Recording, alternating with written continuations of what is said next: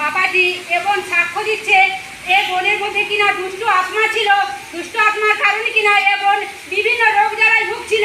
তা বিশ্বাসের সহিত এ বন কিনা জীবিত মন্ডলতে আছে আর পরমেশ্বরের দাসের দ্বারা লেহেন প্রার্থনা নেয়, প্রার্থনা নেওয়াতে এই দিদি ভাই এখন সেই দুষ্ট আত্মার হাত থেকে যিশুর নামে আজাদ হয়ে গেছে।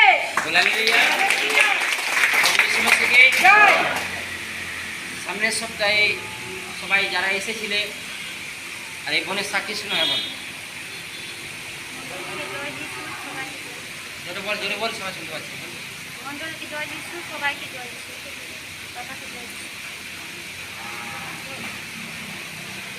বল।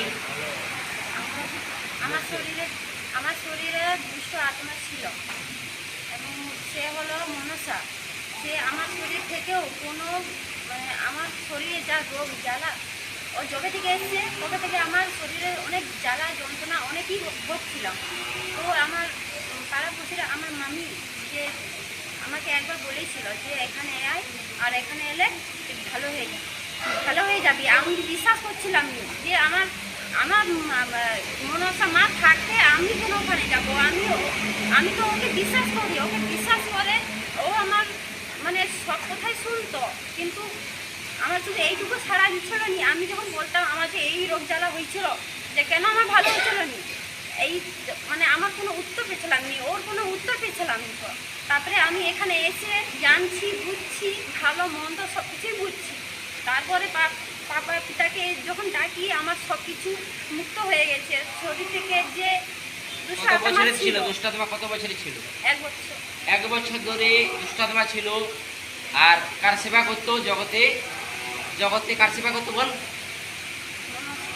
বল যেটা বল। তার সেবা করতো, কিন্তু যে ঈশ্বর হবে যদি তার সেবা করে তার জীবন থেকে পরমেশ্বর কী হবে? তাকে আশীর্বাদ করবে। একদম বলো। তার সেবা করতে কিন্তু কি অর্থাৎ সে চেয়েছিল যে তুমি যদি ঈশ্বর হও তাহলে আমাকে ভালো করো, কিন্তু তার সেবাতে করেছিল, কিন্তু তার কাছে দাবি করেছিল, কিন্তু প্রকৃত যে ঈশ্বরকে উত্তর দেয়নি। আজকে প্রভুর কাছে জানকারি পেল একজন সন্তানের দ্বারাই, আর প্রভুকে যিশুকে কী করেছিল? পরমেশ্বর হিসাবে কী করলো? মন থেকে গ্রহণ করলো। 1 বছরের দুষ্টাত্মা থেকে কি পরমেশ্বর দিয়েছে? মন থেকে আজাদ করতে হতে একবার পরমেশ্বর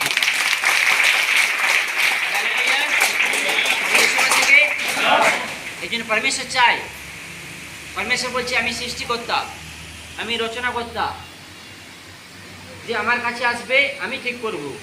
আর পরমেশ্বর কাছে এসেছিল, পরমেশ্বর বলকে কি করেছে? ঠিক করেছে। তো কথা কর ঠিক হলো, ঠিক হলো, ঠিক হলো, ফ্রি।